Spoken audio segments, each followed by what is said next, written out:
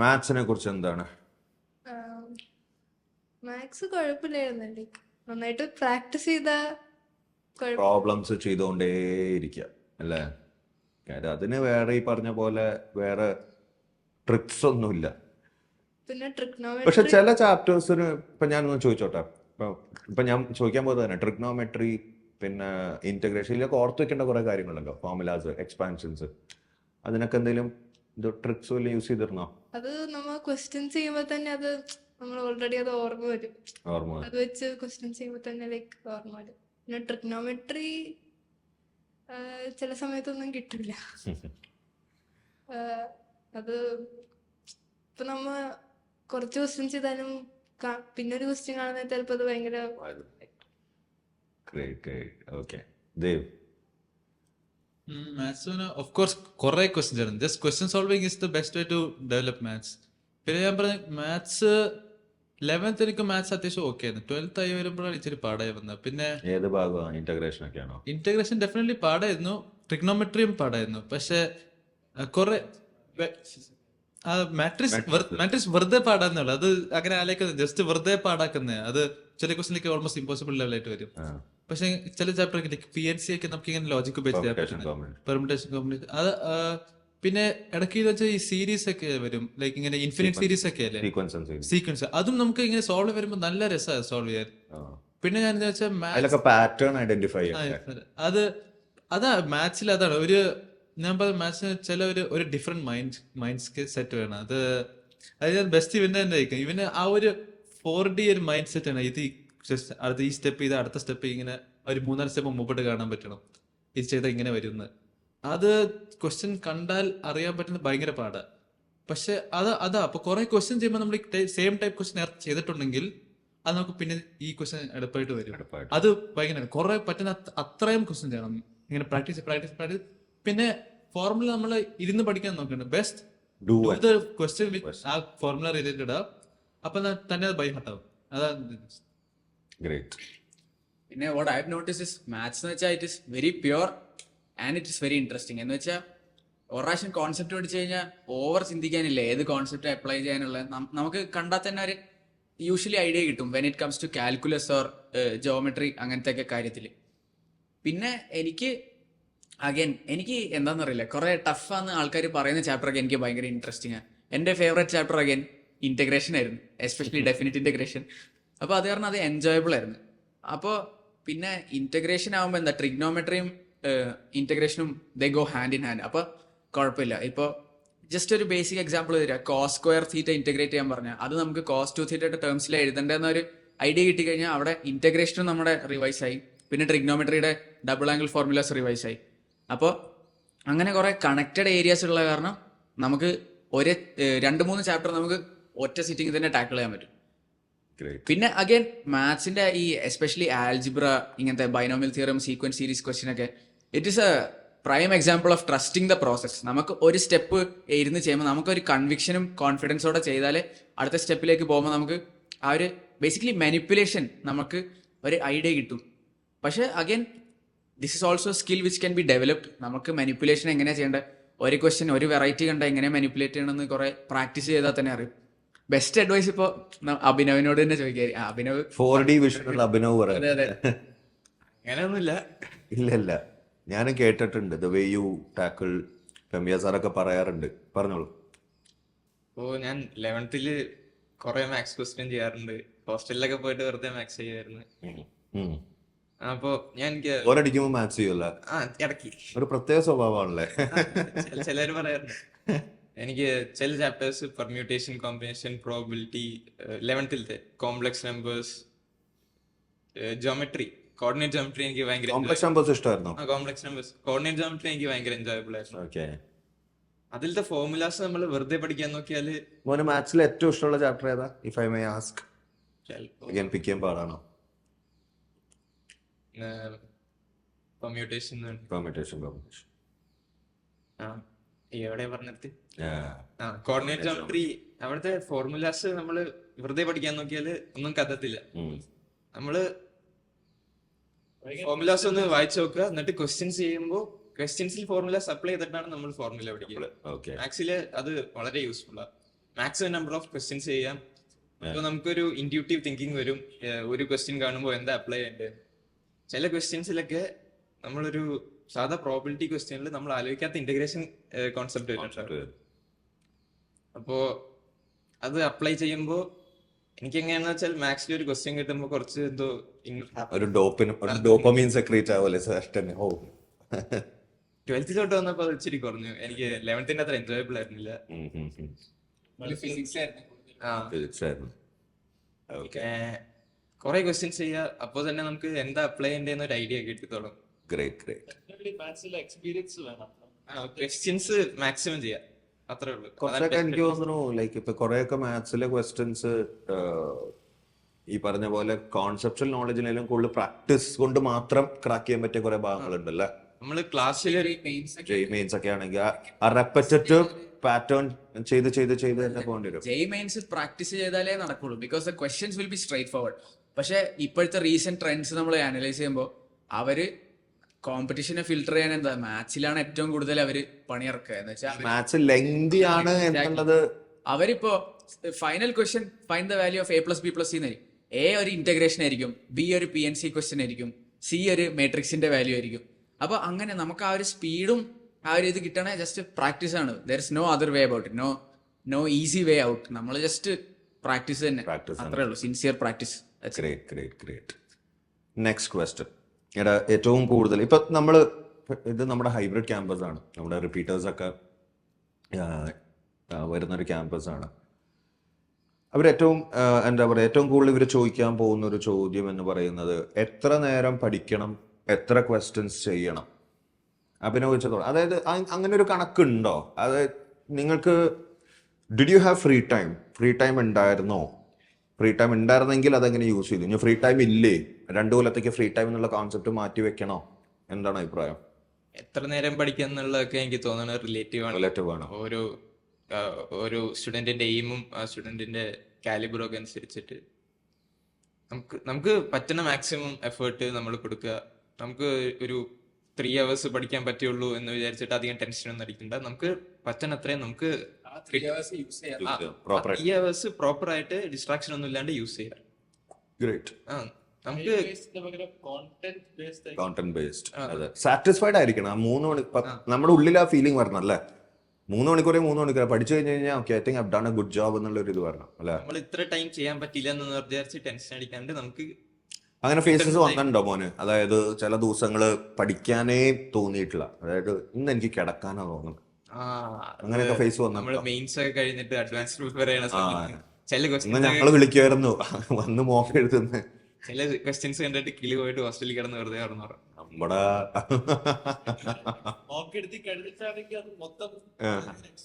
Exhausted ആവും. അതെ 6 hour mock ചെയ്ത് കഴിഞ്ഞിട്ടല്ലേ.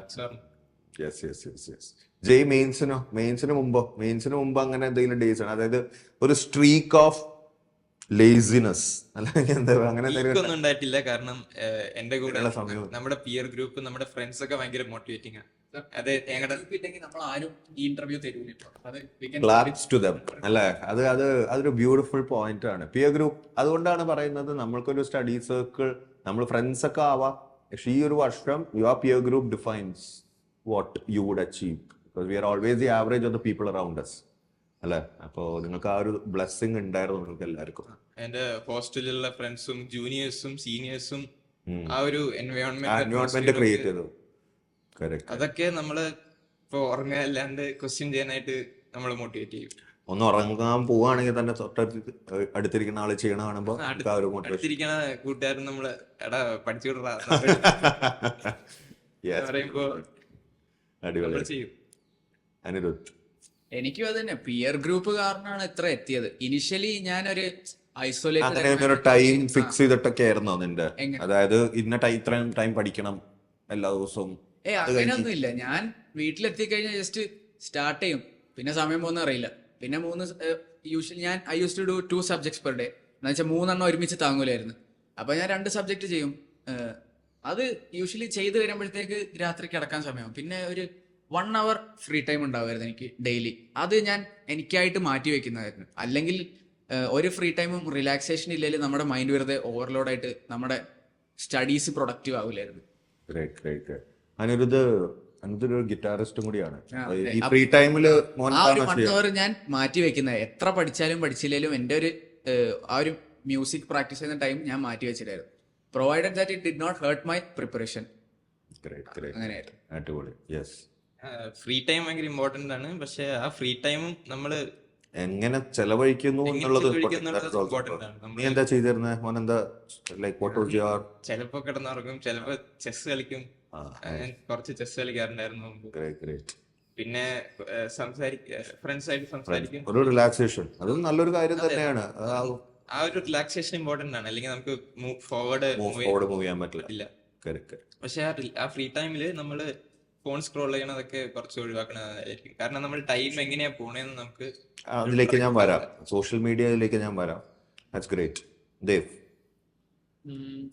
ഈ ഞാൻ ഇങ്ങനെ പറയാം, ലൈക്ക് ആ ഫ്രീ ടൈം കോൺസെപ്റ്റ് ഇല്ലെന്ന്. കാരണം എന്റെ അമ്മയാണെങ്കിൽ വെറുതെ ഇരിക്കുന്ന കണ്ട ചോദിക്കും, എടാ നീ എല്ലാം പോർഷൻ തീർത്തോന്ന. അപ്പൊ അമ്മ എന്ത് ക്വസ്റ്റ്യൻ, എല്ലാം പോർഷൻ തീർത്തോന്ന. അപ്പൊ പിന്നെ ഓക്കെ അപ്പൊ പോയി പഠിക്കാം, ഇന്ന് പഠിക്കാം. അപ്പൊ പിന്നെ എനിക്ക് അങ്ങനെ എതിർത്തില്ല, ഞാൻ ഇരുന്ന് പഠിക്കും. പിന്നെ ഞാൻ എന്ന് വെച്ചാൽ ആ പഠിക്കുന്ന ടൈം ഒരു റിലാക്സ് ആയിട്ട് പഠിച്ചോണ്ടിരുന്നത്. പിന്നെ അങ്ങനെ കുത്തിരുന്ന് ഫുൾ ട്രെയിൻ ആയി പഠിക്കില്ല. ഓഫ് കോഴ്സ് ഒരു ഫോക്കസ് ആണ്, അല്ലെങ്കിൽ പിന്നെ പഠിച്ചിട്ട് കാര്യമില്ല. അപ്പൊ എനിക്ക് പഠിക്കുന്ന ഒരു as much as possible enjoyable ആക്കി തോന്നും. എൻജോയ് ചെയ്ത് നമ്മൾ പഠിച്ച കാരണം ഇത്ര പഠിക്കണം. സബ്ജക്ട്സിനെ ഇഷ്ടപ്പെട്ടുകൊണ്ട് പഠിക്കുക. അതായത് എക്സാം മുന്നിൽ കാണണം, പക്ഷെ സബ്ജക്റ്റിനെ ഇഷ്ടപ്പെട്ടുകൊണ്ട് പഠിക്കുക അല്ലേ? പിന്നെ ഞാൻ ഇവന്മാർക്കറിയാം, ഞാനാണെങ്കിൽ എക്സാം കഴിഞ്ഞിട്ട് എടാ എനിക്ക് വീട്ടിൽ പോയി കളിക്കണം എന്ന് പറയും. അത് പക്ഷെ എന്ത് കമ്പ്യൂട്ടറോ? യൂഷ്വലി പിന്നെ മര്യാദയ്ക്ക് ഇരുന്ന് പഠിച്ചില്ലെങ്കിൽ പിന്നെ എടാ നാളെ എക്സാം. ഫ്രണ്ട്ഷിപ്പ് ഇപ്പൊ എനിക്കും അത് തന്നെ. ഇപ്പൊ നമ്മുടെ ക്ലാസ്സിൽ എനിക്കും ഇടയ്ക്ക് ഇങ്ങനെ മടി വരുമായിരുന്നു. അപ്പൊ ഞാനിങ്ങനെ ഈ 6 hour മോക്കൊക്കെ ഉണ്ടാവുമ്പോ ഞാൻ ഇങ്ങനെ പറയും ലഞ്ച് ബ്രേക്ക്, എടാ എനിക്ക് പോണം, എനിക്ക് മതി. അപ്പൊ നമ്മുടെ അദ്വൈത് എന്ന് പറഞ്ഞ ഫ്രണ്ട്, ഇല്ല നീ സെക്കൻഡ് പേപ്പർ എഴുതിയിട്ട് പോയാൽ മതി എന്ന് പറഞ്ഞു. അപ്പൊ അങ്ങനത്തെ ഒരു പുഷ് എസ്പെഷ്യലി അവരുടെ അടുത്ത് നിന്നൊക്കെ കിട്ടിയ കാരണമാണ് ഇപ്പൊ അത്ര നമുക്ക് ബ്യൂട്ടിഫുൾ. അത് എനിക്ക് ഗൂസ് ബംസ് ഉണ്ട്. നല്ലൊരു ഫ്രണ്ട് സർക്കിൾ ബിൽഡ് ചെയ്യണം. That's also very very important. പിന്നെ ലൈക്ക് ടൈം ബേസ്ഡ് പഠിക്കുന്ന ഒരു ഞാൻ പറഞ്ഞ മിസ്കോൺസെപ്ഷൻ തന്നെ. അല്ലെങ്കിൽ ഓഫ് കോഴ്സ് ലൈക്ക് സാറന്മാർ പറയും സ്റ്റഡി 16 hours a day. അതിന്റെ അർത്ഥം എന്താ? That is not mean study 16 hours a day. Study the content worth 16 hours a day. Like നമ്മള് ഒരു കോമ്പറ്റീഷൻ, നാളെ ഞാൻ 100 ക്വസ്റ്റ്യൻ വരുന്ന അത് പിന്നെ ക്ലാസ്സിൽ നിന്ന് പറയും സാർ ഐ ഡിഡ് 200 ക്വസ്റ്റ്യൻസ്. അപ്പൊ അത് പിന്നെ ക്ലാസ്സിൽ നിന്ന് തന്നെ ഒരു കൈയടി. അപ്പൊ അത് ഒരു കോമ്പറ്റീഷൻ എടുക്കാം.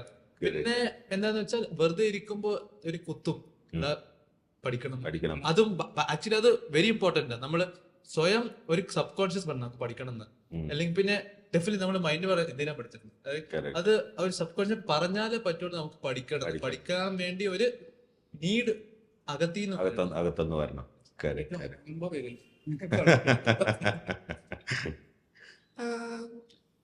ഇത്ര സമയം പഠിക്കണം അങ്ങനെയൊന്നുമില്ല, ലൈക്ക് നമ്മുടെ ഇതനുസരിച്ച്. പിന്നെ ഫ്രീ ടൈമിൽ മോൾ എന്താ ചെയ്യാറ്? ഞാൻ കിടക്കും. ലൈക്ക് വീട്ടില് കുറച്ച് ലൈക്ക് സ്കൂൾ കഴിഞ്ഞ് വീട്ടിലെത്തുമ്പോ തന്നെ ലൈക്ക് ഒരു സമയമാവും. കുറച്ചു നേരം കിടന്നിട്ട് പിന്നെ പഠിക്കുള്ളൂ. ലൈക്ക് അല്ലെങ്കിൽ സ്കൂളിൽ നിന്ന് വരാൻ നേരത്ത് ഭയങ്കര എക്സോസ്റ്റഡ് ആയിരിക്കും, പിന്നെ നല്ല ടയേർഡ് ആയിരിക്കും. പിന്നെ ഫുഡ് കഴിച്ചിട്ട് ലൈക്ക് നല്ല റിഫ്രഷ് ആയിട്ട് പഠിക്കാൻ നേരത്ത് ലൈക്ക് അപ്പോഴേ ലൈക്ക് ഫോക്കസ് ചെയ്യാൻ പറ്റില്ല. അല്ലാണ്ട് സ്കൂളിൽ നിന്ന് വന്നിട്ട് നേരെ ഇരുന്ന് ലൈക്ക് എന്തെങ്കിലും കഴിച്ചിട്ട് പഠിക്കാം, അത് നടക്കൂല. ഭയങ്കര നല്ല ടയേർഡായിരിക്കും ഞാൻ. പിന്നെ ഫ്രീ ടൈം ആണെങ്കിൽ ലൈക്ക് വേറെ എന്തെങ്കിലും ഇങ്ങനെ ടൈം വേസ്റ്റ് ചെയ്യണ പോലെ എന്തെങ്കിലും ലൈക്ക് ചെയ്താൽ തന്നെ ഒരു റിഗ്രറ്റ് ഉണ്ടാവും. വേസ്റ്റ് കിട്ടൂല. 11th 12th repeaters. ഇപ്പൊ നിങ്ങൾ റിപ്പീറ്റ് ചെയ്തവരല്ല, but still you know the process of repeating, right? ഏകദേശം ഒരു ഐഡിയ ഉണ്ടല്ലോ. ഈ 3 ക്ലാസ് ആയിട്ടൊന്ന് can you give suggestions? ഇപ്പൊ 11th ഒരു സ്റ്റുഡൻറ് എൻ്റർ ചെയ്താൽ എന്ത് ചെയ്യണം? ഇപ്പൊ നമ്മുടെ സൈലത്തിൽ ഒട്ടാകെയുള്ള ഡിഫറെന്റ് ടൈപ്പ് ഓഫ് സ്റ്റുഡൻസ് ഉണ്ട്. ISP സ്റ്റുഡൻസ് ഉണ്ട്. ഇപ്പൊ നിങ്ങളുടെ ഇന്റഗ്രേറ്റഡ് സ്കൂൾസിൽ വന്ന് പഠിക്കുന്നവരുണ്ട്, റിപ്പീറ്റേഴ്സ് ഉണ്ട്, ട്യൂഷൻ വരുന്നവരുണ്ട്, വീക്കെൻഡ്സ് വരുന്നുണ്ട്. അപ്പോൾ 11th സ്റ്റാൻഡേർഡ് ഓഡിയൻസ് ഇത് കാണുന്നുണ്ട്, 12th കാണുന്നുണ്ട്, റിപ്പീറ്റേഴ്സും കാണുന്നുണ്ട്. സ്റ്റാർട്ട് ഫ്രം 11th 12th എന്തായിരുന്നു സ്ട്രാറ്റജി? ആൻഡ് റിപ്പീറ്റേഴ്സ് ഓൾസോ മോൾക്ക് തോന്നുന്ന ഒരു സജഷൻ പറയുക. What could be A better? 11th 12th അത് വെച്ച് തുടങ്ങിക്കോ. 11th എങ്ങനെയായിരുന്നു മോളുടെ ഇത് ചെയ്യാൻ ഡൂസ് ആൻഡ് ഡോൺസ് പറഞ്ഞാൽ മതി. 11th ലൈക്ക് നമ്മൾ ഞാൻ 11th സ്റ്റാർട്ട് ലൈക്ക് ഇപ്പൊ 11th ജസ്റ്റ് സ്റ്റാർട്ട് ചെയ്തിട്ടുള്ളൂ. അപ്പോൾ എനിക്കാണെങ്കിൽ ഇപ്പൊ അത്രക്ക് കാര്യങ്ങളൊന്നും അങ്ങനെ അറിയില്ല, ലൈക്ക് ഇങ്ങനെയാണ്. പിന്നെ ഓരോ ലൈക്ക് ക്ലാസ്സൊക്കെ 2 മാസമൊക്കെ കഴിഞ്ഞപ്പോഴാണ് ഇങ്ങനെ മനസ്സിലായത് ഇങ്ങനെയൊക്കെ ചെയ്യണം എന്നാലേ വർക്കാവുള്ളൂ. അപ്പോൾ നമ്മ ലൈക്ക് ഈ ഇപ്പൊ ഫിസിക്സ് ആണെങ്കിൽ ലൈക്ക് ആദ്യമേ തന്നെ കോൺസെപ്റ്റ് എല്ലാം മനസ്സിലാക്കി പോകണം. അതായിരുന്നു ഞാൻ ചെയ്തൊരു മിസ്റ്റേക്ക്. ഞാൻ ആദ്യം അത്രക്ക് അങ്ങോട്ട് ഇതായിരുന്നില്ല ഫിസിക്സിൽ. കെമിസ്ട്രി പിന്നെ ആദ്യം ഞാൻ 11th തന്നെ ലൈക്ക് കെമിസ്ട്രി ആയിരുന്നൊരു സ്കോർ ചെയ്യാൻ പറ്റിയ ഒരു സബ്ജക്റ്റ്. മാത്സും അത്രക്ക് നല്ലതായിരുന്നില്ല 11th. പിന്നെ ഇപ്പൊ ഇങ്ങനെ ലൈക്ക് നമ്മൾ ഇത്രയും ക്വസ്റ്റ്യൻസ് ഒക്കെ ഇങ്ങനെ ചെയ്യണം ലൈക്ക് പിന്നെയാണ് അങ്ങനെ ഒരു ഇത് വന്നത് 11th ലൈക്ക് ഒരു എൻഡായപ്പോ. പിന്നെ 12th ആണെങ്കിൽ പിന്നെ കുഴപ്പമുണ്ടായില്ല, അത്യാവശ്യം. ഓട്ടോമാറ്റിക്കലി സീരിയസ് ആവുമല്ലേ 12th എത്തുമ്പോ? പിന്നെ മെയിൻസ് കഴിഞ്ഞിട്ട് അഡ്വാൻസിന് പ്രിപ്പയർ ചെയ്യുന്ന നേരത്ത് അതും ഒരു ഇമ്പോർട്ടൻ്റ് ആയിട്ടുള്ള ലൈക്ക് നമ്മൾ മെന്റലി നല്ല എപ്പോഴും മോട്ടിവേറ്റഡ് ആയിട്ടില്ലേ, ലൈക്ക് ഡീമോട്ടിവേറ്റ് ആവും എപ്പോഴും. ലൈക്ക് മോക്ക് ടെസ്റ്റ് ഒക്കെ കഴിയുമ്പോൾ നല്ല സ്കോറൊക്കെ വരുമ്പോൾ നല്ല ഇപ്പൊ മെന്റലി നല്ല സ്ട്രോങ് ആയിട്ടിരിക്കണം. പിന്നെ ഫ്രണ്ട്സ് ഒക്കെ ആയിട്ട് നല്ല ഗ്രേറ്റ്. ദേവ് 11th എന്ന് പറഞ്ഞാൽ എനിക്കൊന്ന് 11th ഫസ്റ്റ് 2-3 months ഭയങ്കര ഈസി ആയിരിക്കും, ഒന്നും ചെയ്യാൻ അങ്ങനെ ഉണ്ടായിക്കില്ല. ആദ്യം 10th തന്നെ പഠിച്ച സാധനങ്ങളായിരിക്കും. പക്ഷെ അത് കഴിഞ്ഞിട്ടാണ് ഇച്ചിരി പഠിച്ചു തുടങ്ങുന്നത്. അപ്പോൾ നമുക്ക് അപ്പോൾ വേണ്ടതെന്ന് വെച്ചാൽ ക്ലാസ്സിൽ കേൾക്കണം എന്ന് ഞാൻ പറയാം. കാരണം ഫിസിക്സ് എസ്പെഷ്യലി ഫിസിക്സിൽ നമുക്ക് ചില കോൺസെപ്റ്റ് ഒക്കെ ക്ലാസ്സിൽ ഇരുന്ന് എല്ലാ വാക്ക് കേട്ട് അവിടെ തന്നെ ഡൗട്ട് ക്ലിയർ ചെയ്ത് പിന്നെ ഗോയിങ് ഫോർവേഡ് ഭയങ്കര പാടായിരിക്കും നമ്മൾ കേട്ടില്ലെങ്കിൽ. അപ്പോൾ ഓഫ് കോഴ്സ് അവിടെ കേട്ടിരുന്നാൽ നമുക്ക് മെക്കാനിക്സ് ഫുൾ ഞാൻ പറയാം നല്ല എളുപ്പമായിട്ട് നല്ല സ്മൂത്ത് ആയിട്ട് വരും. പിന്നെ കെമിസ്ട്രി നമ്മൾ സ്റ്റാർട്ടിങ് തന്നെ ബേസിക് കോൺസെപ്റ്റ്. ഞാനിപ്പോ എന്റെ അനിയനിപ്പോ 11th അനിയനും നമ്മുടെ ഇപ്പൊ സൈലത്തിലുണ്ട്. അനിയനിപ്പോ വളരെ നന്നായിട്ട് ചെയ്തു വരുന്നുണ്ട്. പാർത്തു അല്ലേ? ഞാൻ വീട്ടിൽ നിന്ന് ലൈക്ക് അവൻ അങ്ങനെയായിട്ട് ഞാൻ പഠിക്കുന്നത് കാണുന്നില്ല. അവൻ ജസ്റ്റ് അമ്മ പറയുന്നത് കൊണ്ട് പഠിക്കുന്നത് മാത്രമാണ് ഞാൻ പറയത്തുള്ളൂ. അപ്പോ പിന്നെ ഓഫ് കോഴ്സ് അവൻ ആ ഒരു ഡിഫിക്കൽട്ടി ഞാൻ അങ്ങനെ കാണുന്നില്ല. ജസ്റ്റ് പിന്നെ അത്യാവശ്യം എളുപ്പമുള്ള ക്വസ്റ്റ്യനാ അത്. പിന്നെ ഞാനിപ്പോ 12th എല്ലാം കഴിഞ്ഞത് കൊണ്ടാന്ന് പറയാം. പക്ഷെ അവന് വേണ്ടി ഞാൻ ഇച്ചിരി കാണുന്നു പാടെ വരുന്നുണ്ട്. ഇപ്പൊ പാടെ വരുക അവന് ഒരു ഇത് അവൻ മടുത്തിങ്ങനെ ഇതൊക്കെ ഇരുന്നിട്ടാണ് പഠിക്കുന്നത്. അപ്പൊ പക്ഷെ അത് ഇച്ചിരി റോങ് മൈൻഡ് സെറ്റ് എന്ന് പറഞ്ഞാൽ നമുക്ക് ഇങ്ങനെ ഒരു എനർജറ്റിക് വേണം. 11th ഓഫ് കോഴ്സ് നമുക്കൊരു ജോയ് റൈഡ് എന്ന് തന്നെ പറയാം. കാരണം ഒരു നല്ല രസമായിട്ട് പഠിക്കാൻ പറ്റുന്ന 11th. സ്കൂളിൽ നിന്നുള്ള ഇത് കുറവായിരിക്കും അല്ലേ? സ്കൂളിൽ നിന്നുള്ള പ്രഷർ കുറവായിരിക്കും. നിങ്ങൾക്ക് സ്കൂൾ വർക്ക് ഒക്കെ കുറവായിരിക്കുമല്ലോ, ബോർഡ് എക്സാമിനേഷൻസ് ഒന്നും ഇല്ലല്ലോ 12th അത്. പിന്നെ ഞാൻ പറയാം 12th ഞാൻ പറഞ്ഞ ഒരു എൻഡ്യൂറൻസ് റൺ എന്ന് ഞാൻ പറയാം. നമുക്ക് മെയിൻസ് കഴിഞ്ഞിട്ട് അഡ്വാൻസ് വരെ പിടിക്കാൻ പറ്റുന്നതാണ് ഭയങ്കര. അതാണ് ഒരു critical that is very important. അത് ചെയ്താൽ നമുക്ക് അഡ്വാൻസ് ഡെഫിനറ്റ്ലി എന്തെങ്കിലും കിട്ടും. പിന്നെ ആ ഒരു എൻഡ്യൂറൻസ് ആ ഒരു മൊമെന്റം മെയിൻറ്റെയിൻ ചെയ്യാൻ ആണ് ഞാൻ 12th അതാ പറഞ്ഞത്. റിപ്പീറ്റേഴ്സ് പിന്നെ ഞാൻ അങ്ങനെ ഐഡിയ ഇല്ല. പക്ഷെ ഞാൻ പറയാൻ ജസ്റ്റ് ആ എന്തോ തെറ്റിയെന്ന് നോക്കാം. നമുക്ക് എവിടെ കോൺസെപ്റ്റ് പോയേ നമ്മുടെ പേപ്പർ നോക്കാതെ നമുക്ക് എവിടെ പോയേ ഏത് കോൺസെപ്റ്റ് നമുക്ക് കിട്ടാത്ത. നമുക്കിനി ഒരു 1 more year ലെഫ്റ്റ് ഉണ്ടല്ലോ. നമുക്ക് ഇനി കിട്ടാത്ത ക്വസ്റ്റ്യൻ നമുക്ക് തിരിച്ചെടുക്കാം. കയ്യിൽ നിന്ന് പോയ കോൺസെപ്റ്റ് നമുക്ക് കയ്യിൽ തിരിച്ചെടുക്കാം. അതെ 11th എനിക്ക് ബേസിക്കലി ആദ്യം കെമിസ്ട്രി വെച്ച് തുടങ്ങാം. 11th കെമിസ്ട്രി എന്ന് വെച്ചാൽ കുറേ കാര്യങ്ങൾ നമുക്ക് അറിയാത്തതുണ്ടാവും. നമ്മൾ 10th പഠിച്ചു വരുന്ന ആ സെയിം റേഞ്ച് പോലും അല്ല 11th ഫസ്റ്റ് ക്ലാസ്സിൽ തന്നെ. നമ്മൾ it just steps up A few notches. അപ്പോൾ നമ്മൾ കുറേ സാധനം ഇങ്ങനെ എനിക്കിപ്പോഴും ഓർമ്മയുണ്ട്. കുറേ ചോദിക്കുമായിരുന്നു, സാർ ഇതെന്താ ഇങ്ങനെ ആവാത്ത, why is it like this? So sir എപ്പോഴും പറയും accept it and move on. അപ്പൊ നമ്മളത് ഭയങ്കര റിലക്റ്റന്റ് ആയിരുന്നു. ഇതെന്താ കെമിസ്ട്രി എന്ന് പറഞ്ഞിട്ടോ ഭയങ്കര ഇമ്പോർട്ടന്റ്. അതെ, ഫിസിക്സ് ചിലയിടത്തും കെമിസ്ട്രി ചിലയിടത്തും. എക്സാക്ട് കെമിസ്ട്രിയിലാണ് കൂടുതൽ അതുള്ളത്. Accept and move on. അത്രേ for the students that are watching for in 11th ഞാൻ പറയാം. ഇപ്പൊ സാറ് പറഞ്ഞ accept it and move on എന്ന് പറഞ്ഞാൽ അതിന് വേറെ ചിന്തിക്കാനില്ല. There is no two ways about it. We just accept it and we go forward. എഴുതി വെച്ചോളൂ. അത്രേ ഉള്ളൂ. അവനോട് ഡൗട്ട് ചോദിക്കട്ടോ. പിന്നെ ഒരു വല്ലാത്തൊരു ഡൗട്ട് ആയിരിക്കും അത്. പിന്നെ ഞാൻ പറയും അങ്ങനെയാന്ന്. അപ്പം പറയും എന്താ അങ്ങനെയാന്ന്.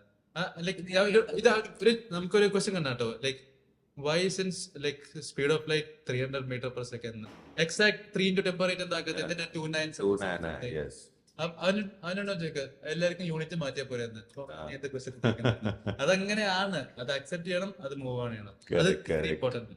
ചില കാര്യങ്ങൾ നമ്മൾ ഇപ്പൊ 11th 12th എത്രയൊക്കെ നമ്മൾ അഡ്വാൻസ് അത്രയും വാസ്റ്റ് പോർഷൻസ് ആണെന്ന് പറഞ്ഞാലും എസ്പെഷ്യലി കെമിസ്ട്രിയിൽ ഇപ്പൊ ബീങ് എ കെമിസ്ട്രി ടീച്ചർ ഞാൻ പറയാം, ചില കാര്യങ്ങൾ ടീച്ചേഴ്സിന് അത് പ്രോപ്പറായിട്ട് പറഞ്ഞു തരണമെങ്കിൽ ചിലപ്പോൾ കോളേജ് ലെവലിലേക്ക് പോകേണ്ടി വരും. അൺഫോർച്ചുനേറ്റ്ലി നമുക്ക് പോകാൻ പറ്റില്ല. എന്നാൽ നമുക്ക് 2 കൊല്ലം കൊണ്ട് ഇവരെ പഠിപ്പിച്ച ആ ലെവലിലേക്ക് എത്തിക്കണം. അപ്പം അതുകൊണ്ടാണ് accept it and move on എന്നുള്ള ഫിലോസഫി വെക്കണം എന്ന് പറയുന്നത്. എക്സാക്ട്ലി. പിന്നെ 12th സ്റ്റുഡൻസ് എന്ന് വെച്ചാൽ ഇപ്പൊ ഈ ഒരു സമയമായി, ജൂണൊക്കെ ആയി. സോ 12th സ്റ്റുഡൻസിനോട് I would like say like ഇത്ര കാലം സീരിയസ് ആയിട്ട് പഠിച്ചിട്ടില്ലേ guys, it's time to get serious now. And then ഇപ്പോഴും സമയമുണ്ട്. There is still time for you to get a really good percentile in JEE Mains and a really good rank in JEE Advanced. അപ്പൊ 12th നമ്മൾ ഇത്രേ കാലം focused ആയിട്ട് പഠിച്ച ആ ഒരു വർക്ക് നമ്മൾ we should give respect to it by continuing. നമ്മൾ ആ ഒരു ഫ്ലോയിൽ തന്നെ പോകണം.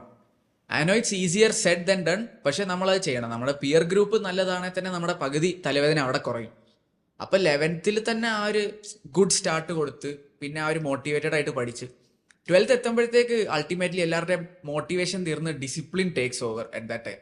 അപ്പൊ നമുക്ക് പഠിക്കാൻ തോന്നുന്നില്ലാത്ത ദിവസവും കയറി ഇരുന്ന് പഠിച്ച് തുടങ്ങിക്കഴിഞ്ഞാൽ പ്രശ്നം ഉണ്ടാവില്ല. ആൻഡ് ഡെഫിനറ്റ്ലി ബൈ നവംബർ നമ്മൾ എന്തായാലും ഒരു ഫൈനൽ ഗിയറിലായാലേ പറ്റുള്ളൂ നമ്മുടെ പഠിത്തത്തിൽ. നമുക്ക് നവംബർ ഡിസംബർ കഴിഞ്ഞ് നമ്മൾ ഇനി കോംപ്രസൻസ് ചെയ്യുന്ന പിന്നെ ഡെഫിനറ്റ്ലി നമുക്ക് ഇത് നടക്കില്ല. നമ്മൾ ആ ടൈം പീരീഡ് ആയാൽ നമുക്ക് ഫുൾ എഫേർട്ട് എന്തായാലും പുട്ട് ചെയ്യണം. Full effort. പിന്നെ ആസ് ഫോർ റിപ്പീറ്റേഴ്സ് എനിക്ക് അത്ര സജഷൻ ഇല്ല. ബിക്കോസ് ഞാൻ റിപ്പീറ്റിങ്ങിനെ പറ്റി ആകെ ഒരു പ്രാവശ്യം ഇങ്ങനെ മനസ്സിൽ പോയിട്ടുണ്ട്. അല്ല, അവന്റെ ഒരു മെന്റൽ സ്റ്റേറ്റ് നീ അതൊന്ന് മനസ്സിൽ കണ്ടിട്ട് പറഞ്ഞാൽ മതി. ഒരു ലാർജ് ഓഡിയൻസ് അത് കാണുന്നുണ്ട്. അതെ അതെ. സോ അങ്ങനെയാണ് what I would say is, ഇപ്പൊ നമ്മള് ജെയ്ഡ് അത്ര നല്ല റാങ്ക് വന്നില്ല, അപ്പൊ നമ്മൾ റിപ്പീറ്റ് ചെയ്യാൻ പോയി. പക്ഷെ കുറച്ചു നേരം കഴിഞ്ഞ് ഈ റിപ്പീറ്റിങ്ങിന്റെ നോവൽറ്റി ഒക്കെ വെയർ ഓഫ് ചെയ്ത് കഴിഞ്ഞാൽ പിന്നെയും പേടി വരും, ഓ ഇത് സെക്കൻഡ് ലാസ്റ്റ് ചാൻസ് ഇനി ഇത് കഴിഞ്ഞ്. പക്ഷെ അതൊന്നും ആലോചിക്കേണ്ടതേ ഞാൻ പറയുള്ളൂ. ഇപ്പൊ you guys have 1 extra year advantage. നമ്മൾ ഒരു വർഷത്തിൽ എത്ര കാര്യങ്ങൾ പഠിക്കാൻ പറ്റും. അപ്പൊ സ്കൂളും ഇല്ല. എക്സാക്ട്ലി, സ്കൂളും ഇല്ല. ഫുൾ എഫേർട്ട് ഈ സിലബസിന് കൊടുക്കുക. അപ്പോൾ what I would like to says, നിങ്ങൾ ഡൗൺ ആവേണ്ട കാര്യമില്ല. നിങ്ങൾക്ക് എന്തായാലും പറ്റും. ഒരു വർഷത്തിൽ എത്രയെന്നും ഇഷ്ടം പോലെ പഠിക്കാൻ പറ്റും. So just keep your head up. Because repeating എന്ന് വെച്ചാൽ ജസ്റ്റ് ആ മൈൻഡ് സെറ്റിലാണ് കാര്യം. Preparation just becomes A little bit secondary. നമ്മുടെ മൈൻഡ് ഭയങ്കര റോക്ക് സോളിഡ് ആണെങ്കിലേ നമുക്ക് റിപ്പീറ്റിംഗ് എന്നുള്ള ആ ഒരു കോഴ്സിലേക്ക് കംപ്ലീറ്റ് ചെയ്യാൻ പറ്റുള്ളൂ. True that. റിപ്പീറ്റ് ചെയ്യാത്ത അനിരുദ്ധ് പറഞ്ഞ point is very very valid. റിപ്പീറ്റേഴ്സിന് ഏറ്റവും ബിഗ്ഗസ്റ്റ് ചാലഞ്ച് ആ മൈൻഡ് സെറ്റ് ആണ്. അത് കൺട്രോൾ ചെയ്ത് ഒരു കൊല്ലം ആ മൈൻഡ് സെറ്റിൽ ഇരിക്കാൻ പറ്റിയ and then automatically things will fall in place. കാരണം പഠിക്കാനുള്ള കാര്യങ്ങൾ എന്തായാലും പഠിച്ചു പോകും ആ മൈൻഡ് സെറ്റ് നല്ലതാണെങ്കിൽ. ഇപ്പോൾ 11th എനിക്ക് പേഴ്സണലി സ്റ്റാർട്ട് ചെയ്യാൻ കുറച്ച് ബുദ്ധിമുട്ടായിരുന്നു. അപ്പോൾ 11th ഞാൻ ട്രൈ ചെയ്തത് ആ ഫ്ലോയിലോട്ട് എത്താൻ. അപ്പോൾ 11th നമ്മളൊരു ഫ്ലോയിലോട്ട് എത്തിയാൽ പിന്നെ 12th നമുക്ക് ആ ഡിസിപ്ലിൻ മെയിൻറ്റെയിൻ ചെയ്യാൻ പറ്റും. അഥവാ 11th പഠിച്ചു തുടങ്ങാൻ പറ്റാത്തവർക്ക് ഇപ്പോഴും സമയമുണ്ട്. ഒരിക്കലും ലേറ്റ് അല്ല. പഠിക്കാൻ സ്റ്റാർട്ട് ചെയ്യണം.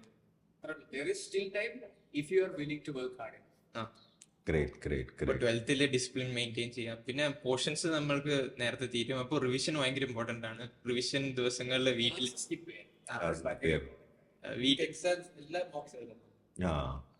അനലൈസും ചെയ്യണം. That is very important. എല്ലാ ടെസ്റ്റും എഴുതുക. ടെസ്റ്റ് എഴുതി കഴിഞ്ഞ് കഴിഞ്ഞാൽ പിന്നെ ക്വസ്റ്റ്യൻ പേപ്പർ എടുത്ത് കളയാന്നല്ല, പേപ്പേഴ്സ് അനലൈസ് ചെയ്യാന്നുള്ളത് ഏറ്റവും ഇമ്പോർട്ടൻ്റ് ആണ്, അല്ലേ? ഇപ്പോൾ റിവിഷനിൽ നമ്മൾ വീട്ടിലിരുന്ന് ചെയ്യണതിനേക്കാൾ നന്നായിട്ട് നമ്മൾ ക്ലാസ്സിലോട്ട് വന്നാൽ നമ്മളത് പെട്ടെന്ന് റിവൈസ് ചെയ്ത് തരും. പിന്നെ ക്വസ്റ്റ്യൻസ് ചെയ്യാൻ പറ്റും. ഇപ്പോൾ റിവിഷൻ ഭയങ്കര ഇമ്പോർട്ടൻ്റ് ആണ്. ആക്ച്വലി എനിക്ക് തോന്നുന്നു സിലബസ് കവർ ചെയ്യുന്ന സമയത്തേക്കാൾ ഇമ്പോർട്ടൻ്റ് ആണ് റിവിഷൻ. കുറെ കോൺസെപ്റ്റ് ഒക്കെ ഇതിങ്ങനെ ആയിരുന്നല്ലേ എന്ന് മനസ്സിലാവുന്നത് നമ്മുടെ ലെവല് ആ സമയത്തേക്ക് കുറച്ച് കൂടിയിട്ടുണ്ടാവും. അപ്പൊ ഇനിഷ്യലി ടഫ് ആയിരുന്ന ചാപ്റ്റേഴ്സ് ഒക്കെ കുറച്ച് കത്താൻ തുടങ്ങും. പിന്നെ ആ സമയത്താണ് ക്ലാസ് നോട്ട്സിന്റെ ഇമ്പോർട്ടൻസ് മനസ്സിലാവുന്നത്. എനിക്കിപ്പോഴും ആ ഇനിഷ്യലി പ്രോപ്പർ നോട്ട്സ് എഴുതാത്തതിന്റെ പ്രോബ്ലം ലാസ്റ്റ് വരെ ഉണ്ടായിരുന്നു. സോ അതാവാതെ നോക്കുക എന്നുള്ളതാണ് മെയിൻ ആയിട്ട്. Class notes are very important. മെറ്റീരിയൽസും ക്ലാസ് നോട്ട്സും സൂപ്പർ അതെ, അതെ. ഇമ്പോർട്ടന്റ് ആണ് അല്ലേ? ഓക്കെ, നമ്മൾ പറഞ്ഞു നോക്കാം. അതിന്റെ ഇത് പറഞ്ഞ പോലെ റിവിഷൻ ടൈമിൽ ക്ലാസ് നോട്ട്സും ഭയങ്കര ഇമ്പോർട്ടന്റ്. പിന്നെ റിവിഷൻ കഴിഞ്ഞിട്ട് മോക്ക് ടെസ്റ്റ്, അത് ഒരെണ്ണം പോലും സ്കിപ്പ് ചെയ്യാണ്ട് മാർക്ക് എത്ര കുറവാണെങ്കിലും നമ്മൾ കണ്ടിന്യൂ ഡൂയിങ് ദാറ്റ്. പിന്നെ അനാലിസിസ് അതിനേലും ഇമ്പോർട്ടന്റ് ആണ്. മോക്ക് ടെസ്റ്റ് എഴുതുന്നതിനേക്കാൾ ഇമ്പോർട്ടന്റ് ആണ് അനാലിസിസ് ചെയ്യുന്നത്. അനാലിസിസ് ദേവക്ക് ഒരു ബുക്ക് മെയിൻറ്റെയിൻ ചെയ്യാറുണ്ടായിരുന്നു അനാലിസിസിന്. ഞാൻ പ്രോപ്പർ ബുക്ക് ഒന്നും ആയിട്ടില്ല, പക്ഷെ ഞാൻ പ്രോപ്പർ അനാലിസിസ് എപ്പോഴും ചെയ്യാറുണ്ടായിരുന്നു. എല്ലാ ഡൗട്ടും ക്ലിയർ ചെയ്യണം മോക്ക് ടെസ്റ്റിന്റെ. അങ്ങനെ മോക്ക് ടെസ്റ്റ് എഴുതി പഠിക്കുമ്പോൾ തന്നെ ഭയങ്കര ഇമ്പ്രൂവ്മെന്റ് ആണ്. എന്താന്ന് വെച്ചാൽ എനിക്ക് ജെ അഡ്വാൻസിന്റെ 1 മാസം മുന്നേ എനിക്ക് ഒരു മോക്ക് ടെസ്റ്റ് എഴുതിയ മാച്ചിൽ 1 മാർക്കായിരുന്നു. എന്നിട്ട് അവിടുന്ന് അങ്ങോട്ട് എത്താൻ പറ്റും. എന്താന്ന് വെച്ചാൽ നമ്മൾ ജസ്റ്റ് അനാലിസിസ് ചെയ്ത് പോകാന്നുള്ളതാണ്. പിന്നെ I would be lying if I said that it was very enjoyable. ഈ മോക്ക് ടെസ്റ്റിൽ മാർക്ക് കുറയുന്ന നല്ല ഫീലിംഗ് അല്ല. റോളർ കോസ്റ്റർ റൈഡാണ്. എനിക്ക് ഒരു വർഷം ഫിസിക്സ് എനിക്ക് യൂഷ്വലി ഞാനൊരു 40-60 മിനിറ്റ് ആ ഒരു മിനിറ്റിന് ഒരിടയ്ക്ക് 4 ഞാൻ അവിടെ പെൻസിലൊക്കെ ഒടിച്ച് ഇങ്ങനെ എഴുതുന്നത്. അത് ഭയങ്കരമായിട്ടൊരു ഇതായിരുന്നു. അതൊന്ന് നിങ്ങൾ എല്ലാവരും ഒന്ന് മനസ്സിൽ കാണണം. ഇത് ഈ പറഞ്ഞ പോലെ എല്ലാം സൺഷൈൻ ആൻഡ് റെയിൻബോസ്, എല്ലാം ഹായ്. ടോപ്പേഴ്സിന്റെ ലൈഫ് എല്ലാ ദിവസവും അടിപൊളിയാണ് അല്ല, അവരും ഈ പറഞ്ഞ പോലെ അപ്സ് ആൻഡ് ഡൗൺസിൽ കൂടെ പോയതാണ്. പഠിക്കാൻ തോന്നാത്ത ദിവസം പഠിക്കുന്നതിലാണ് ആ ഡിഫറൻസ്. മോക്ക് ടെസ്റ്റിൽ എല്ലാ ടെസ്റ്റിലും ഇവര് ടോപ്പറായിട്ട്, ഇപ്പൊ ഫോർ എക്സാമ്പിൾ നിങ്ങൾ എല്ലാ ടെസ്റ്റിലും ടോപ്പ് അടിച്ചവരാണ്. ഫസ്റ്റ് 4 റാങ്ക്സ് ആയിരുന്നോ മോക്ക് ടെസ്റ്റിൽ എല്ലാ ടെസ്റ്റിലും നിങ്ങൾ? അല്ല, അതെനിക്കറിയാം.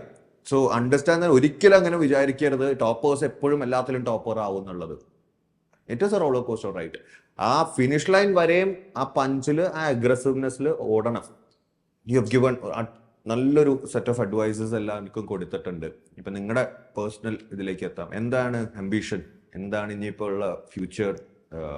എന്തിലേക്ക് എത്തണം എന്നാണ് അംബിഷൻ പറഞ്ഞാൽ മതി. ഇവരിപ്പോ ജോസ കൗൺസിലിംഗ് ഒക്കെ ചെയ്തുകൊണ്ടിരിക്കുകയാണ്. എല്ലാവരുടെയും കോളേജ് അലൊക്കേഷൻ ഒക്കെ കുറച്ചായി, ഫൈനൽ ഐറ്ററേഷൻ വന്നിട്ടില്ല. ബട്ട് ഒരു നിങ്ങളുടെ ഉള്ളിൽ എന്താണ്, എന്ത് സ്പാർക്ക് വെച്ചിട്ടാണ് നിങ്ങൾ ഇതിലേക്ക് വന്നത്? ഇനി എന്താവണമെന്നാണ് ആഗ്രഹം? അങ്ങനെയൊക്കെ ചിന്തിച്ചിട്ടുണ്ടോ മനസ്സിൽ? കാര്യം ഓൾറെഡി വലിയൊരു അംബിഷൻ ക്ലിയർ ചെയ്ത് കഴിഞ്ഞു. ഇനി അങ്ങോട്ടുള്ള എന്തെങ്കിലും ഉണ്ടെങ്കിൽ? അങ്ങനെയില്ല, ലൈക്ക് എഞ്ചിനീയറിംഗ് ചെയ്യണം. കമ്പ്യൂട്ടർ സയൻസ് ആണോ മോള് നോക്കുന്നത്? കമ്പ്യൂട്ടർ സയൻസ് പിന്നെ ഒരു 4 years കഴിഞ്ഞിട്ട് എന്താവും ലൈക്ക് അറിയില്ല. എന്താ ചെയ്യണമെന്ന് വെച്ച് കഴിഞ്ഞാൽ അടിപൊളിയായിട്ട് വരട്ടെ. ഓക്കെ, അടിപൊളിയായിട്ട് വരും മോൾക്ക്. ഓക്കെ, ദേവിനെ ഞാൻ കേട്ടിട്ടുണ്ട്, പക്ഷേ യു ക്യാൻ ഷെയർ ഇറ്റ്. എനിക്ക് ഒരു സ്റ്റാർട്ടിങ് തന്നെ IIT മുമ്പേ, ഈ പ്രിപ്പറേഷന് മുമ്പേ തന്നെ എനിക്കൊരു ഭയങ്കര ഒരു ആംബിഷ്യസ് ആയിട്ട് തന്നെ പറയാം. എനിക്ക് ഫൈനലി എനിക്കൊരു എയറോസ്പേസ് ഇതിൽ തന്നെ പോകണമെന്നുണ്ട്. എയറോസ്പേസ് ഞാൻ ഉണ്ടാക്കിയ റോക്കറ്റ് മാർസിൽ കാണും, അത് കഴിഞ്ഞിട്ടുള്ള പ്ലാനറ്റിൽ കാണും, അത് പുറത്തും കാണണം. അതാണ് നമുക്ക്, എനിക്ക് ഇതെന്ന് വെച്ചാൽ നമ്മുടെ ആ ഒരു സിവിലൈസേഷന് എന്റെ ഒരു ഇമ്പാക്ട് ഉണ്ട്. ഞാനൊരു ഇതുണ്ടാക്കണം. അപ്പൊ അത് ഞാൻ കണ്ട അതിനു വേണ്ടി ഒരു പാത്ത് വേണം. നമുക്ക് വെറുതെ വേണമെന്ന് പറയുന്ന കാര്യമില്ല. അപ്പൊ അത് ഓഫ്കോഴ്സ് എന്റെ ലൈക്ക് എല്ലാവരും ഇങ്ങനെ കാണും, what is the best way to do it. അപ്പൊ എന്തുവാ, ഒരു നല്ല കോളേജ് വേണം, കോളേജ് വേണം, IIT വേണം, IIT വേണ്ടി പഠിക്കണം. ദാറ്റ് ഇസ് ഇതാണ്, അതാ ആ ഒരു പാത്ത് ഇതാ വരുന്നത്. നമുക്കപ്പൊ എനിക്ക് ആ സ്റ്റാർട്ടിങ് ഒരു ഇൻട്രസ്റ്റ് ഉള്ളത് കൊണ്ട് ഞാൻ ഈ ഒരു പാത്ത് എടുത്തു. This is the best way that I can also make A living out of it as well as have do this research. ഇങ്ങനെ എന്റെ ഇഷ്ടമുള്ളത് ചെയ്യാം. ദാറ്റ് ഇസ് ആ ഒരു ബാലൻസിന് വേണ്ടിയാണ് ഞാൻ ഇത് എടുത്തത്. ബ്യൂട്ടിഫുൾ. എന്റെ ആംബിഷൻ എന്ന് വെച്ചാൽ ഇവരുടെ ആരുടെയും ടോട്ടലി ഡിഫറെന്റ് ആണ്. But I happened upon the same path because എനിക്ക് എന്റെ മ്യൂസിക് കരിയർ ഫെർദർ ചെയ്യണമെന്നാണ്. അപ്പോൾ അതിന് നോക്കുമ്പോൾ എന്താ, ഞാൻ എൻ്റെ ടീച്ചേഴ്സിനോടൊക്കെ ചോദിച്ചാൽ ഏറ്റവും ഇമ്പോർട്ടൻറ്റ് സ്കിൽ എന്ന് വെച്ചാൽ നെറ്റ്വർക്കിംഗ് ആണ്. നെറ്റ്വർക്കിംഗ് ഏറ്റവും അടിപൊളിയായിട്ട് നടക്കുന്ന നല്ലൊരു കോളേജിലാണ്. അപ്പോൾ ബെസ്റ്റ് കോളേജ് ഉണ്ട്, എന്താ പറയുക, ബെസ്റ്റ് ഓഫ് ദ ബെസ്റ്റ് ആയിരിക്കും അവിടെ അറ്റൻഡ് ചെയ്യുക. അപ്പോൾ അവിടെ അവർ എല്ലാ ഏരിയയിലേക്കും ബ്രാഞ്ച് ചെയ്യുന്ന സ്റ്റുഡൻസ് ഉണ്ടാവും. അപ്പൊ എല്ലാ ഏരിയയിലും നമുക്ക് നെറ്റ്വർക്ക് ചെയ്യാൻ പറ്റിയ നമ്മുടെ സ്കിൽ സെറ്റ് ബെനിഫിറ്റ് ആവുന്ന there will be at least one other person. ഇപ്പോൾ ഒരാൾ ഫിലിമിലേക്ക് പോവാണ്, ഫിലിം സ്കോർ ഉണ്ടാക്കാൻ നമ്മളെ വിളിക്കും. അല്ലെങ്കിൽ ഫോർ എക്സാമ്പിൾ ഏതെങ്കിലും ഒരു videographer or any other musician who is present, അവർക്ക് എന്തായാലും നമ്മുടെ സ്കിൽസിന്റെ എപ്പോഴേലും ആവശ്യം വരും. സോ അങ്ങനെ ആ ഒരു വേ നോക്കിയിട്ടാണ് ഞാൻ ഇങ്ങോട്ടേക്ക് എത്തിയത്. അപ്പോൾ ആ ഒരു networking and putting myself out to the world, ആ ഒരു കാര്യം ഏറ്റവും യങ് ഏജിൽ നടക്കുന്ന ഏറ്റവും ഒരു പ്രീമിയർ കോളേജിലായിരിക്കും. അപ്പോൾ അതിന്റെ പാത്ത് എന്താണ്, ഞാൻ റിസർച്ച് ചെയ്തപ്പോൾ JEE എക്സാമിനേഷൻ ആയിരുന്നു. അതിൽ നോക്കിയപ്പോൾ എന്താ ഫിസിക്സ്, കെമിസ്ട്രി, മാത്സ് എല്ലാം എനിക്ക് ഇഷ്ടമുള്ള സബ്ജക്റ്റാണ്. അപ്പൊ കുഴപ്പമില്ല. പഠിച്ചിട്ട് ഗിറ്റാറിസ്റ്റ് അല്ല, അത് ഞാൻ ആള് പറഞ്ഞ് തീരാൻ കാത്തിരിക്കായിരുന്നു. ഞാനൊരു കാര്യം പറയട്ടെ, നിങ്ങൾ ഒരിക്കലും വിചാരിക്കരുത് IIT അല്ലെങ്കിൽ ഈ പറഞ്ഞ പ്രീമിയർ കോളേജസ് പ്രീമിയർ ആയത് എഞ്ചിനീയറിംഗ് കൊണ്ട് മാത്രമാണെന്ന്. ഈ പറഞ്ഞ കോളേജിൽ നിന്നുള്ള സ്റ്റുഡൻസ് ചവിട്ടാത്ത മേഖലകളില്ല. They get into everything. IITians ഇപ്പോൾ സിവിൽ സർവീസ് ആയാലും നമ്മുടെ ഫോണിൽ നിങ്ങൾ നോക്കുന്ന ഓൾമോസ്റ്റ് എല്ലാ ആപ്പിന്റെ ഫൗണ്ടേഴ്സും ഓല, സ്വിഗ്ഗി, സൊമാറ്റോ, എവറിത്തിങ്, സെപ്റ്റോ, ലൈക്ക് ഇതിലൊക്കെ ഫൗണ്ടേഴ്സ് IITians. മ്യൂസീഷ്യൻസ് IITians ഉണ്ട്, പൊളിറ്റീഷ്യൻസ് ഉണ്ട് IITians. ഇതെന്തുകൊണ്ടാന്ന് വെച്ച് കഴിഞ്ഞാൽ ഈ കോളേജസ് ഇപ്പൊ എൻ്റെ ഒരു എക്സ്പീരിയൻസും ഇവർ പറഞ്ഞതും വെച്ചിട്ട് ഞാൻ പറയാണ്, if you get into the best college in the country, you are not just a good engineer, you will have an idea about almost every field out there in the world. അപ്പോൾ നല്ലൊരു ഗിറ്റാറിസ്റ്റും ആവാം. Definitely possible ആണ്. എത്രയോ പേര് photographers അല്ലെങ്കിൽ movie directors വരെയും IITians movie ഇൻഡസ്ട്രിയിലേക്കൊക്കെ പോയിട്ടുണ്ട്, ഫാഷനിലേക്ക് പോയിട്ടുണ്ട്. കാരണം അതിനുള്ള ഓപ്പർച്യൂണിറ്റീസ് അവിടെ ഉണ്ട്, അതിനുള്ള ഫ്ലെക്സിബിലിറ്റിയും അത് കൊടുക്കും ആ academic institutions. So very good point Abhinav. ഞാൻ IIT പോണത് അവിടുത്തെ കോളേജ് ലൈഫും അവിടുത്തെ ഓപ്പർച്യൂണിറ്റീസും. IITs ഓഫർ ചെയ്യണത് one of the most opportunities offer ചെയ്യുന്ന കോളേജസ് ആണ് IITs. Campus life the best. അവിടുത്തെ ക്യാമ്പസ് ലൈഫും പിന്നെ കുറെ ആൾക്കാരെ കാണാം. എനിക്കിപ്പോൾ കിട്ടിയത് IIT കാൺപൂരാണ്. ഭയങ്കര ഫ്ലെക്സിബിൾ ആണ് അവിടുത്തെ സ്റ്റഡീസ്. നമുക്ക് അവിടെ കിട്ടുന്ന ഓപ്പർച്യൂണിറ്റീസ് നമുക്ക് ഇമാജിൻ ചെയ്യാൻ പറ്റില്ല. നമുക്ക് ഏതൊക്കെ ഫീൽഡിലോട്ട് പോകണമെന്ന്. പിന്നെ ഹയർ സ്റ്റഡീസിനും എനിക്ക് ഒരു ആഗ്രഹമുണ്ട്. ഔട്ട്സൈഡ് ദ കൺട്രി ആണോ പ്ലാൻ? അത് അറിയില്ല. കിട്ടണ പോലെ ഇപ്പൊ ഓപ്പർച്യൂണിറ്റീസിന് വേണ്ടിയാണ് ഞാൻ IIT വെയിറ്റ് ചെയ്യുന്നത്. ഗ്രേറ്റ്. അതായത് നെറ്റ്വർക്ക് ഉണ്ടാക്കാനും ലോകം കാണാൻ അല്ലേ? അടിപൊളി. To sum it up. Yes. And ലോകം കാണട്ടെ, ലോകം അറിയാൻ സാധിക്കട്ടെ. എന്താ പറയാ, go fly out and explore the world. Have the best 4 years of your ഏറ്റവും ബെസ്റ്റ് 4 years ആയിരിക്കും. ഞാൻ എഴുതി ഒപ്പിട്ട് തരാം. ഓക്കെ, ഇപ്പം ഞാൻ എൻ്റെ കോളേജിനെ കുറിച്ച് പറയുന്ന അതേ എക്സ്പീരിയൻസ് ആണ് നിങ്ങളുടെ കോളേജ്, അതിനപ്പുറം എക്സ്പീരിയൻസ് ആയിരിക്കും നിങ്ങൾക്ക് ഉണ്ടാവാൻ പോകുന്നത്. The best 4 years will happen. കാരണം നിങ്ങൾ ഏറ്റവും ബെസ്റ്റ് ഇൻസ്റ്റിറ്റ്യൂഷൻസിലേക്കാണ് പോകുന്നത്. ഒരു താങ്ക് യു ഞാൻ പറയുന്നില്ല, കാര്യം നിങ്ങൾ നിങ്ങളുടെ ജൂനിയേഴ്സിൻ്റെ അടുത്തേക്ക് പറഞ്ഞു കൊടുക്കേണ്ട, പാസ് ഓൺ ചെയ്യേണ്ട ഒരു ഇൻഫർമേഷനാണ് നിങ്ങൾ പാസ് ഓൺ ചെയ്തത്. ബട്ട് എനിക്കൊരു കാര്യം കൂടി ആഡ് ഓൺ ചെയ്യാനുള്ളത്, ഇപ്പം ഇവർ ഈ പറഞ്ഞ കാര്യങ്ങളൊക്കെ വളരെ വളരെ സീരിയസ് ആയിട്ട് തന്നെ നിങ്ങൾ എടുക്കണം നിങ്ങളുടെ പ്രിപ്പറേഷൻ ജേർണിയിൽ. അതിപ്പോൾ റിപ്പീറ്റേഴ്സ് ആയില്ല, നിങ്ങൾ ഏത് തലം, ഇപ്പോൾ even 10th 9th standard students വരെ ഇത് കാണുന്നുണ്ടെങ്കിൽ 8, 9, 10, 11, 12 റിപ്പീറ്റേഴ്സ് എല്ലാവരും ഇത് വളരെ വളരെ സീരിയസ് ആയിട്ട് എടുക്കണം ഇവർ പറഞ്ഞ കാര്യങ്ങൾ. ബിക്കോസ് ഒരു ഗോഡ് ഗിവൺ ഓപ്പർച്യൂണിറ്റിയാണ് ഈ എൻട്രൻസ് എക്സാമിനേഷൻ എന്ന് പറയുന്നത്. കാര്യം ഇങ്ങനെ പറയുമെങ്കിലും ഇന്ത്യ മഹാരാജ്യത്ത് ഭയങ്കര കോമ്പറ്റീഷനുള്ള എക്സാമിനേഷനാണ്. എന്തിനാണ് ഇത്രയും കോമ്പറ്റീഷന് പോകുന്നത്? Because there is a purpose. ഏറ്റവും നല്ല കോളേജിൽ എത്താൻ പറ്റിയൊരു ചാൻസ് ആണ്. To get into India's finest college is a best gift you can give yourself and to your parents. So അതിനു വേണ്ടിയാണ് നമ്മളിത് ചെയ്യുന്നത് എന്ന് മനസ്സിൽ വെക്കാം. Thanks a lot. സൈലത്തിന് you made Xylem proud, you made all teachers proud.